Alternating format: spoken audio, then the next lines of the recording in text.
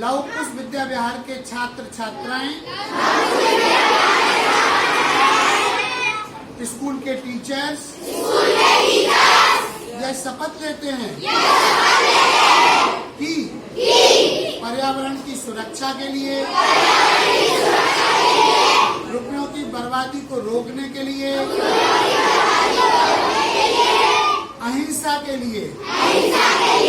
जीव जंतुओं की रक्षा के लिए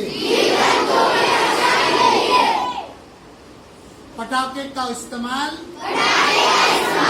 दीपावली पर नहीं करेंगे।